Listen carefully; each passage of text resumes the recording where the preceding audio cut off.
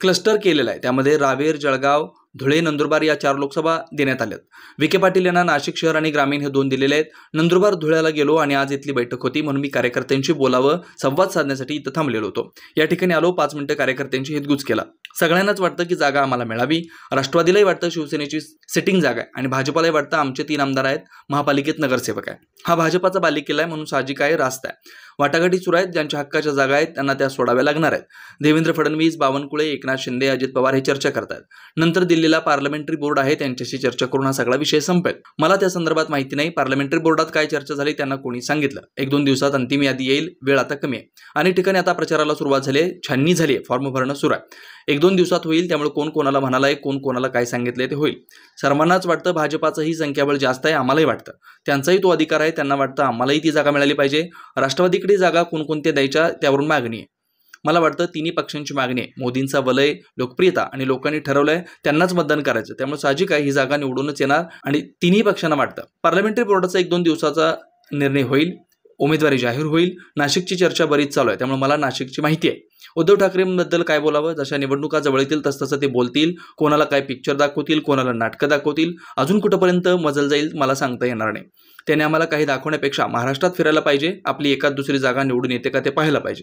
55 पैकी 2, 4, 5 जण राहिलेले आहेत, तुम्ही त्यांची चिंता करा, कोणाला कशाला पिक्चर दाखवता। तुमचाच पिक्चर आता लोक तुम्हाला दाखवतील कसा आहे म्हणून। तुम्ही आता काय आम्हाला पिक्चर दाखवू नका, लोक भारतीय जनता पार्टीशी खंबीरपणे उभे आहेत। हा विषय फार जुना झालाय, हे त्यांनी 100 वेळा उघडलं असेल, सगळं असेल। आता कोणी त्यांच्याकडे राहत नाही, त्यांच्याकडे होतं तेव्हा चांगले होते, आता आमच्याकडे आले तर म्हणे वॉशिंग मशीन। 50 लोक सगळे आमच्याकडे आले, तुमच्याकडे होते तेव्हा भ्रष्ट नव्हते का? मागची 5 वर्ष मुख्यमंत्री असताना गृह खात्यात त्यांच्याकडे होतं, सक्षमपणे त्यांनी हाताळलं। मागची 5 वर्ष मुख्यमंत्री असताना गृह खात्यात त्यांच्याकडे होतं, सक्षमपणे हाताळलं। ताईनं म्हणा तुम्ही अजिबात काळजी करू नका, आम्ही तुमची काळजी घेऊ। आता रोहित पवार यांना संरक्षण मागितलं, त्यांची काळजी घेऊ। तुम्ही आपली काळजी करा, आपल्या पक्षाची काळजी करा। वगैरे सुद्धा पवारांना संरक्षण मागितलं, त्यांची आम्ही काळजी, तुम्ही त्याची काळजी करू नका, तुम्ही आपली काळजी करा, आपल्या पक्षाची। काय शेतकऱ्यांमध्ये थोडी नाराजी आहे ना, नाही कुठे। कांद्याचे भाव पडलेले आहेत, मधल्या काळामध्ये ते कमी झाले होते, त्यामुळे शेतकऱ्यांची नाराजी होती। पण शेवटी मी पुन्हा सांगेल की आता शेवटी ग्राहक आणि शेतकरी आणि व्यापारी यांच्यामध्ये सगळ्यांमध्ये हा समन्वय साधावा लागतो। त्यामुळे कधी कधी निर्यात बंद करावी लागते, नाहीतर मग राज्यातच कांदा नसेल, देशातच कांदा संपला तर मागच्या वेळेला 100, 100, 125 रुपये किलो कांदाही त्या ठिकाणी जात असतो। त्यामुळे शेतकऱ्यांचं सुद्धा समाधान झालं पाहिजे। शेतकऱ्यांच्या बाजूचं जे सरकार आहे या बाबतीमध्ये कुणाच्या मनामध्ये दुमत नाहीये, कुठेही दुमत नाहीये। आणि म्हणून शेतकऱ्यांनाही आपल्याला समजावं लागेल, शेतकऱ्यांना सांगावं लागेल। कधी कधी अशी वेळ येते की आता मागच्या वेळी आमच्याकडे कापसाला भाव एकदम 12,000, 14,000 रुपये झालेला होता, यावेळेला आता 7-7,500 रुपयापर्यंत भाव गेलेला आहे। मधल्या काळामध्ये 6,000 रुपये सुद्धा भाव गेलेला होता। त्यामुळे भावाची चढउतार होत असते। शेतकऱ्याची खरं शेती हा व्यवसाय थोडा अनिश्चिततेवर अवलंबून आहे। द्राक्षांचंही तसं असतं, कधी भाव कमी होतात, कधी जास्त होतात। कापूस असेल, मका, सगळ्या भाव, सोयाबीन असेल, मला वाटतं तरी सरकारने हमी भाव दिलेला आहे, हमी भाव आहे म्हणून तरी शेतकऱ्यांना त्या ठिकाणी हा सगळा सुकर झालेला आहे, सगळा व्यवसाय करणं, व्यापार करणं।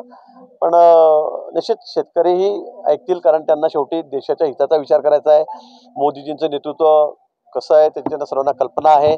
अनेक योजना शेतकऱ्यांसाठी, मजुरांसाठी, कामगारांसाठी, भगिनींसाठी, आमच्या विद्यार्थ्यांसाठी या देश पातळीवर, राज्य पातळीवर मोठ्या प्रमाणामध्ये सरकारने आणलेल्या आहेत। त्यामुळे कांद्याचा प्रश्न जरी असला तरी इतर अनेक योजना या सरकारने या ठिकाणी आणलेल्या आहेत। त्यामुळे जनता ही भाजपच्या बाजूने, मित्रपक्षांच्या बाजूने उभी राहील, मोदीजींच्या बाजूनेच उभी राहील आणि पुन्हा या 8 जागा उत्तर महाराष्ट्रातल्या या 100% या ठिकाणी आमच्या निवडून येतील।